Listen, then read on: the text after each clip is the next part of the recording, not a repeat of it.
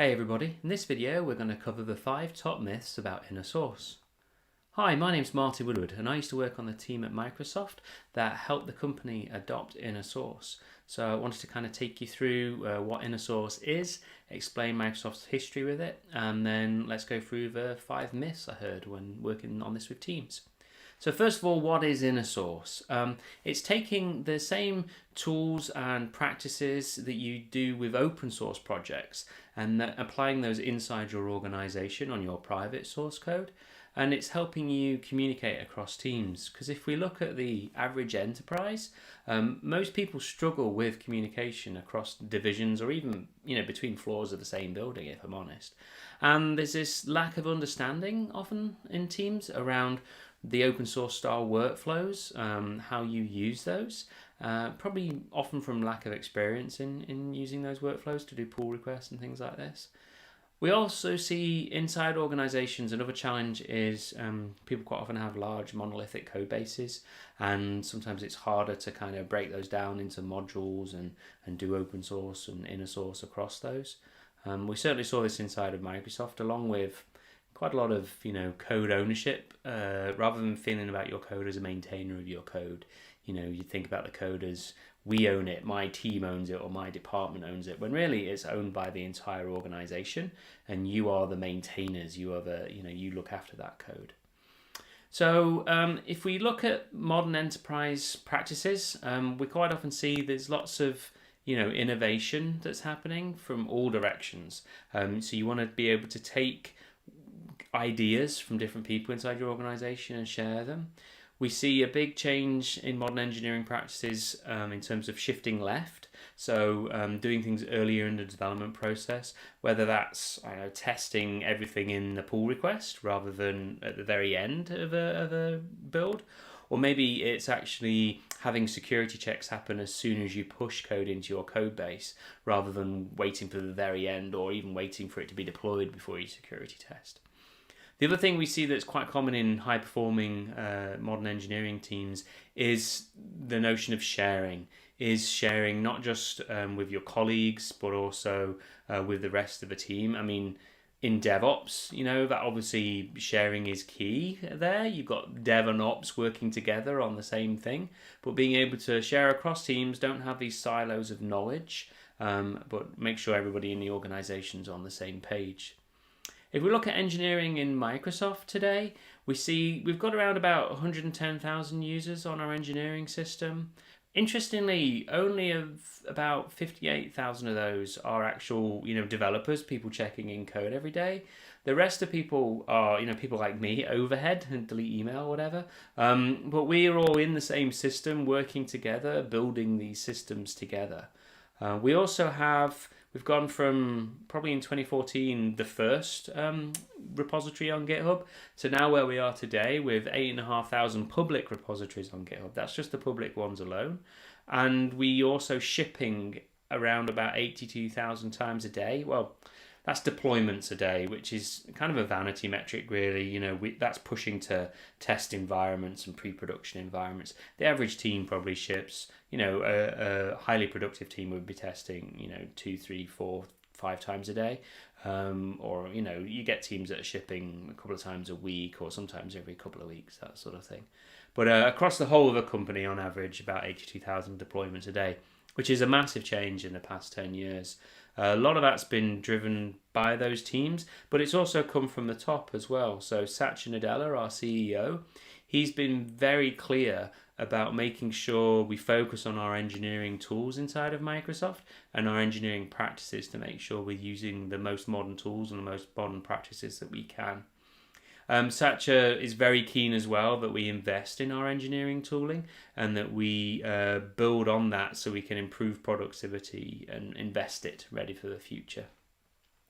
Now, when it comes to inner source, this isn't a particularly new thing at Microsoft. It's certainly something that people have been trying to do since the company was founded, really. We're a company that's based on, the software that we create, and so it makes sense to try and figure out how we share that across the organization. But it started in the very early days with a thing called Toolbox, which was literally a file share on a computer called Toolbox.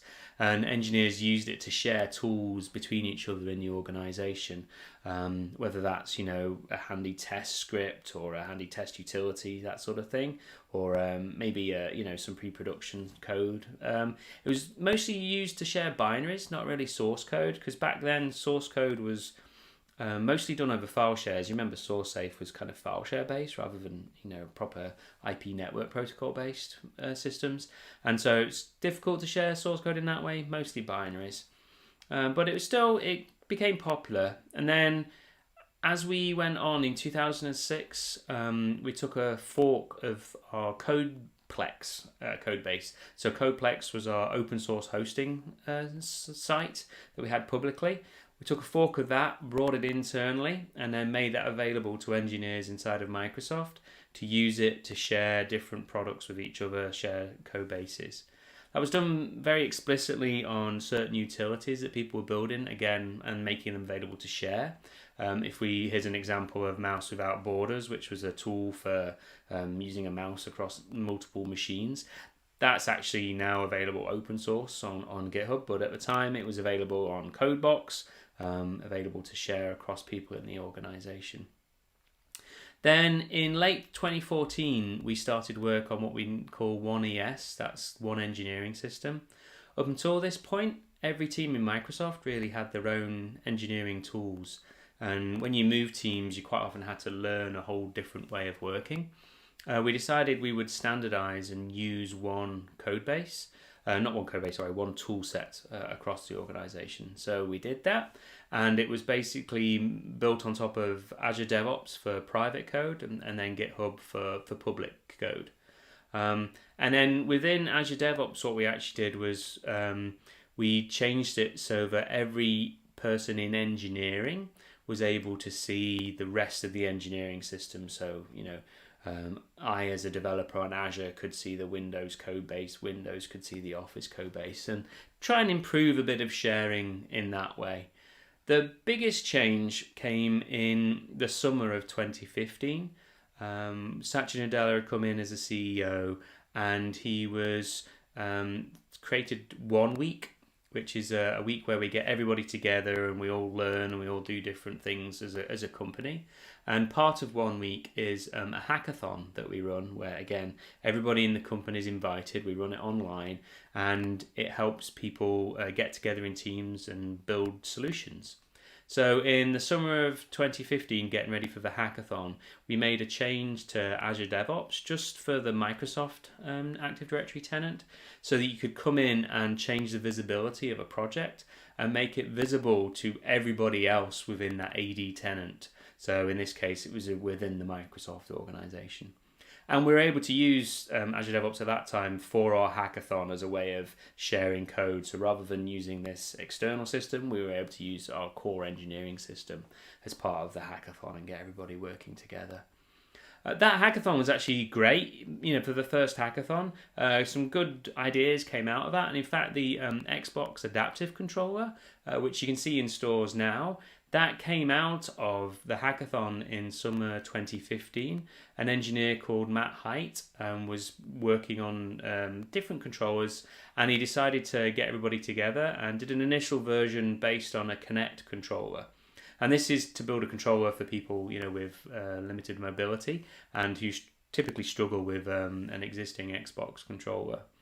Then Matt went and built another team in 2016's hackathon and worked on that some more to build this controller out. And that became what today you can buy in stores as the Xbox Adaptive Controller.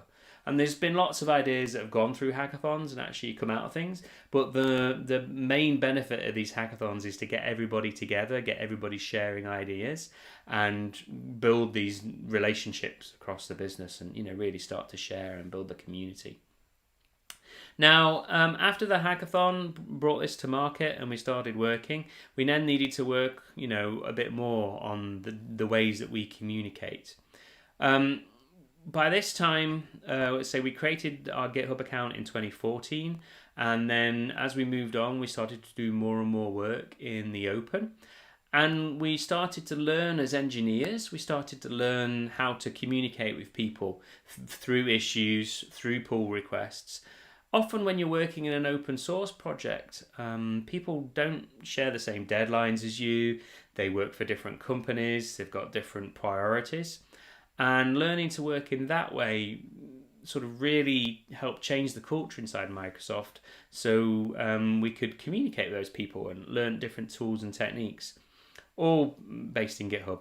And what was interesting is by learning how to do that, it kind of also helped us learn how to communicate better internally. Because if you think about a typical enterprise, you've got lots of different groups with lots of different deadlines, and you're all working towards, different solutions, all for the value of your company, but you've got different goals.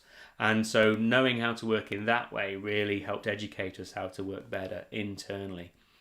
As we have developed inside Microsoft, we have more and more teams now that are using open source as part of the core of what they do. So they'll maybe have one or two components that they work on that are completely in the open, and then another couple that are closed, that are private code. And we're finding the engineering system kind of blur across those lines between different systems.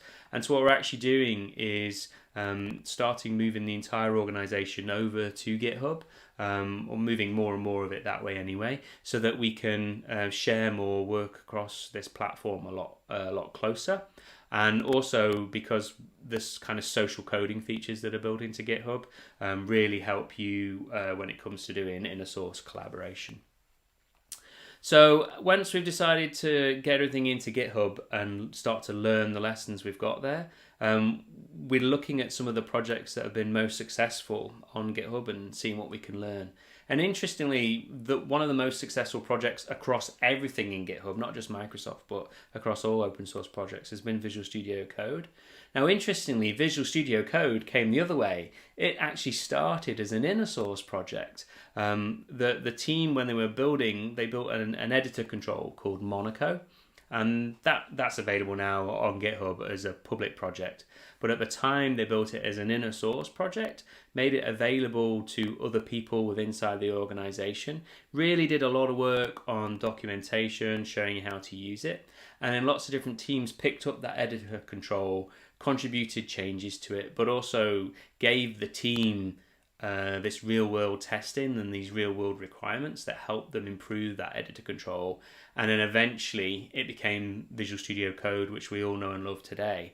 And it's also the basis of Visual Studio Code Spaces, which was announced at Build. So it's a success story of inner source that's then become open source, which is quite interesting. Right, so let's go review some of the myths I've heard across teams when I've tried to sort of get people doing inner source a bit more, and some of the objections people have, that sort of thing. So let's start with number 5 in the inner source top myth countdown is we'll get free stuff. Now, lots of teams, when you're talking to them, think, oh, if I make this inner source, people will start contributing to my project for free. I don't have to do anything. Magic, I get engineering. That's sadly to say, that's not how it works. There is actually you do have to pay a bit of a tax to share with people, to talk to people, and you don't just magically get free contributions out of nowhere. But you will get contributions if you try and if you learn how to build that way. So let's look at the data. If we take Microsoft in last year, so 2019, across the calendar year, if you see who contributes the code, still 90% of the pull requests that get merged into the typical code base inside of Microsoft have come from you, the team. They haven't come from outside. It's not magic free code. It's not the magic, pull request pixies or anything like this. 90% of the code comes from within the team, just as before. However, 9% of that code has come from a nearby team, so teams close to you, probably within the same division. But 1% of it has come from, the other end of the business. So you can see that most of the code that we're writing on these internal projects is coming from those internal teams, but we're able to get contributions from outside different areas of the business. However, everybody in the business has been able to see that code base and has been able to share it and reuse parts and take ideas and that sort of thing. But if we look at, say, something like .NET, that's massively different. .NET's a public open source project, and despite it being really, really technical, it has over 65% of its pull requests have come from outside of Microsoft.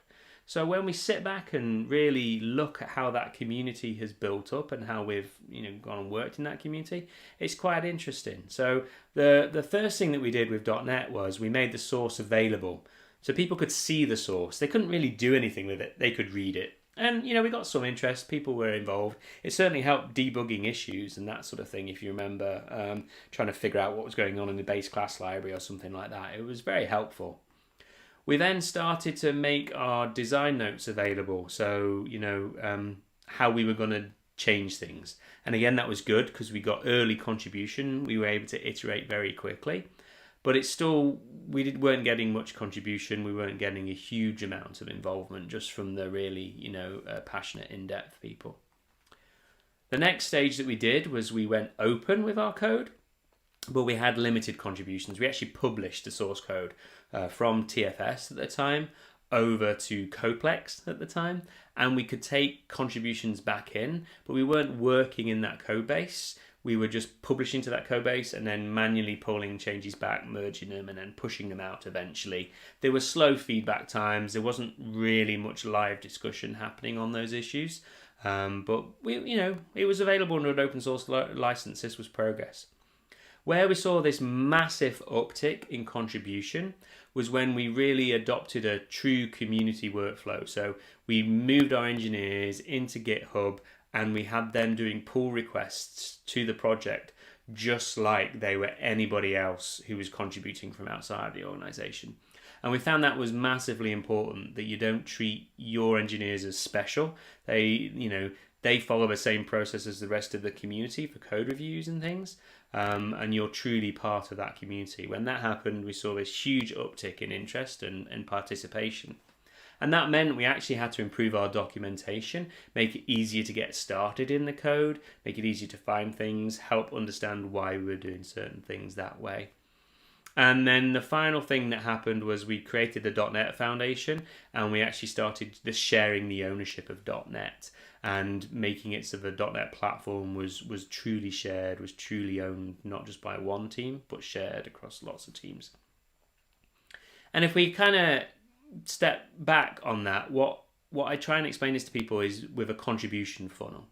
So if you think about the funnel of contribution, like you think about a sales funnel or those sorts of activities, business activities, most people looking at your project just consume. They just drive by, download the software, use it, never come back again. If it doesn't work for them, they'll maybe never ever come back again, and that's fine. That's what open source and inner source is about. At least they've been able to find something, try it, consume it, it solved their problem, off they go. Brilliant. Improved productivity, that's fantastic. But a very small percentage of them will come back and they'll contribute time. And so your job as a maintainer of your code base is to maximize the number of people that go from consumption to contribution. So to do that, you need to make it easier for people to consume that software. You want to have, a good README. You want to have make it easy to download, install, not too many prerequisites. You want to have a screenshot that shows people what it is they get when they install this software, that sort of thing. So you maximize the people in the top of the funnel, and then to make it easy to contribute back in, you give clear instructions about how to log an issue, how to create documentation, what sort of things you would like help testing. And you'll bring a larger percentage of people down into contributing time.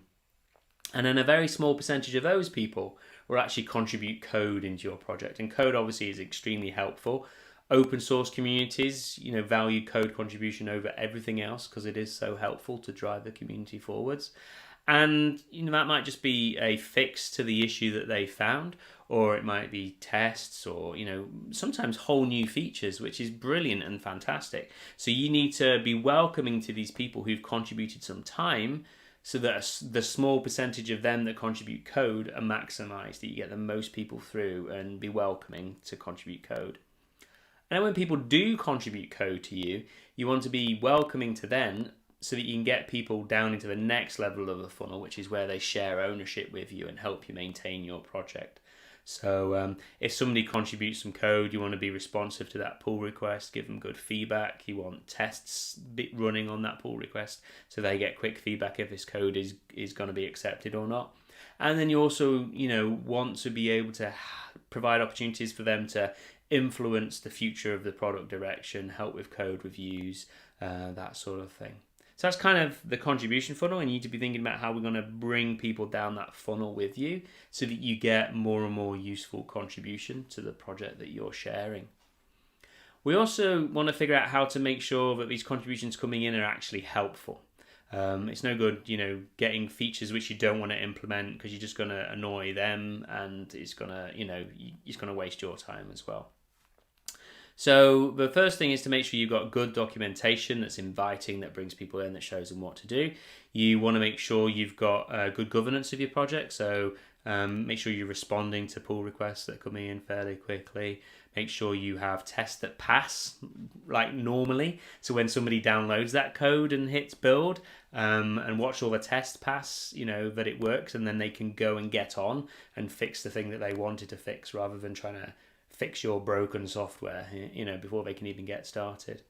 And what's also quite good is to be, when you're being collaborative, if you find an issue, which is something that you want to do, but it's not at the top of your backlog yet, but it'd be good for somebody to do, you can mark that as a good first issue. If it's not too hard, it's easy enough to get started, you just don't have the time to do it yet. Mark those as good first issues, and then people who are looking at contributing can do that. And so if we look at on the documentation side, we can see, it's good to have a README that kind of helps people see where they are, see what this project does, how to get started in it. In that, if you describe the contribution process, and there's a contributing.md file that will show up in the right places, but that'll help bring people in and help them contribute in a way that's helpful to you, and will save their time as well. And this is all about being welcoming and bringing people down that contribution funnel. And then the other thing that you want to make sure you've got is this query of easy first contributions, and also make sure you're responding to your issues, responding to those pull requests. If you can keep your code kind of clean and commented and approachable, that really helps. You'll find as you start to do more and more sharing and more inner source, it actually helps you make your code more modular, because you're trying to group code together into bite-sized, more consumable chunks, and so it actually leads to more modular code, which is quite an interesting side effect. Okay, that's enough of that one. Let's go on to the next one. So on the top 5 list of inner source, at number 4 we have gamification. So let them eat badges, as I've said. This is so many times, people said, oh, how do I get people to contribute to my project? How do I get people sharing with inside our organization? I know, we'll give them badges if they share, or we'll give them stickers. Now, don't get me wrong. Developers love stickers. It's amazing what you can get for stickers. But it's not going to build an entire culture of sharing inside your organization. If people are not rewarded to share with more than just stickers and more than just badges, then they're not going to share. They're going to do, you're going to need to see what culture you set inside your organization. Inside Microsoft, we actually changed our incentive structure, so the way that people get paid.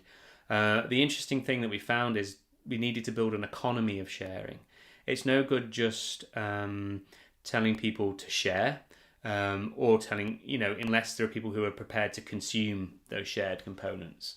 Otherwise, you're going to have lots of people trying to share things and nobody wanting to work with them to share with them.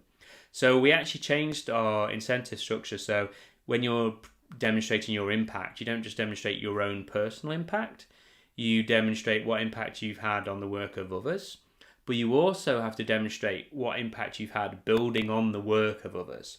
And that encourages a couple of things. It encourages you to go look for people to share with and to collaborate with, to consume what they're sharing. But it also encourages you to acknowledge these people that you're working with, because that's how you get rewarded. And so it's building this entire culture of sharing, this economy of sharing with inside of the business. And this is driven, not just within teams. This comes all the way from the top as well. These are the incentives inside of Microsoft and how we judge everybody.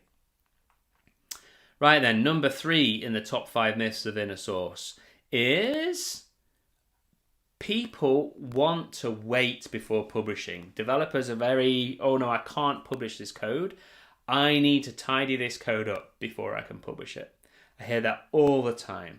And it's a very, very, very natural fear that you have if you don't want to publish this because everybody can see it. You want to make it look beautiful. And then you never get around to tidying it up and you never publish it. So my biggest advice is just to publish it, especially for inner source, because there's no risk for the organization. So it's not like you're distributing things outside of the organization where sometimes you might want to do some scanning and things. So just share it. Get over that emotional hurdle and just start sharing. And the thing I also say to people is, look, this code works. This code is running on a billion devices around the world. You know, if it's good enough to run on people's machines, it's good enough to share it in the organization, and people will learn from it. People will be able to do stuff with this. So just get over that, unfortunately, is kind of the biggest advice. But know that it's natural and know that everybody feels that way as well. And number 2 in the top 5 myths about inner source is that framework teams are a good idea. That's just not usually the case. We often find people thinking, oh, I can go into my little ivory tower and just go build a framework and not have any real customers to talk to. And that's just a recipe for scope creep, if you ask me. We try and have it so that teams are still responsible for shipping code to the customer's hands, you know, giving value to your customers. And that they're doing that by sharing components with each other. So a component has a strong business case. And yes, it might not do everything that every team in the business wants to do, but it does what the team who built it wants to do. And they're making the code available and they're accepting pull requests. If somebody would like it to do something else, then they can submit that pull request. Maybe they don't, in which case they can fork that code and use part of it and move on and share. So try and avoid framework teams whenever possible, just to prevent scope creep, really. Right, number 1 in the top 5 myths about inner source, and this is one I hear everywhere I go. I hear this one all the time, and that's inner source won't work here. That's certainly something, you know, you might have thought inside of Microsoft 10 years ago, oh, there's no way we can have all these teams working together. You know, that's just not how we work. That's not what we do here. But if we can make it work, if we can build a culture of sharing, then you can too.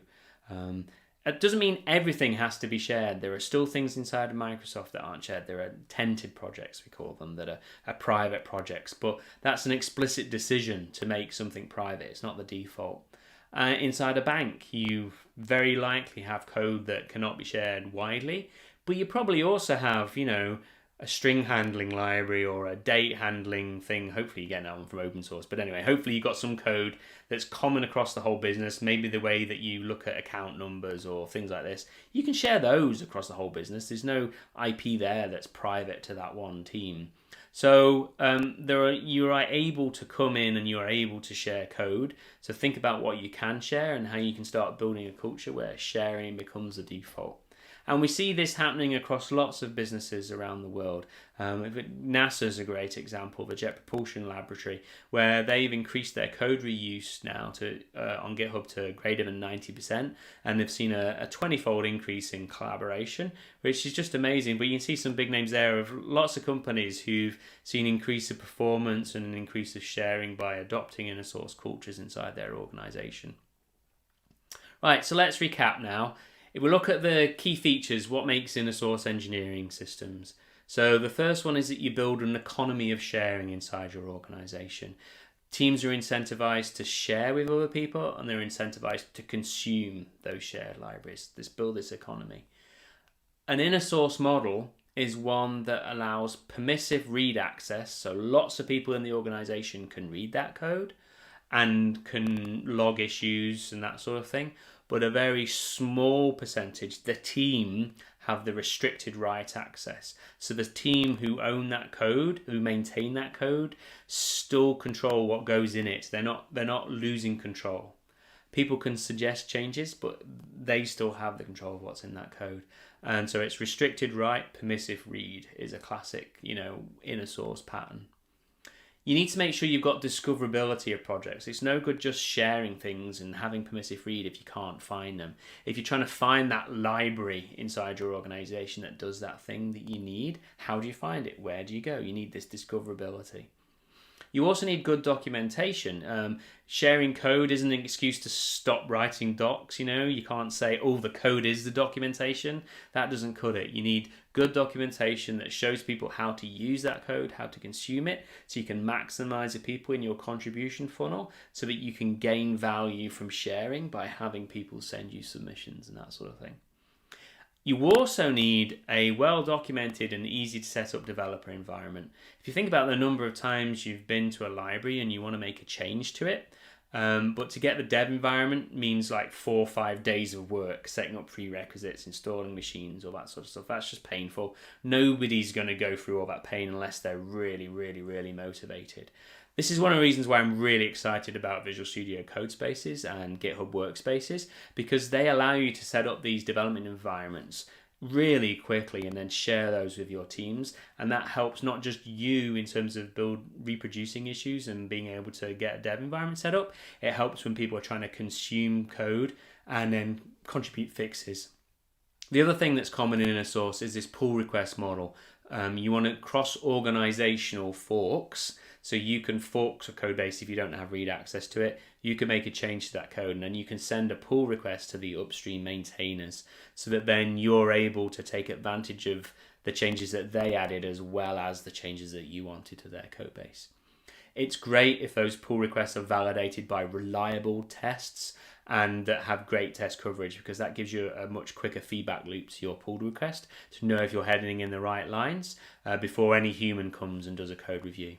Okay, this is about it. I want to wrap up now. Thank you very much for taking the time and watching this video, if you still are.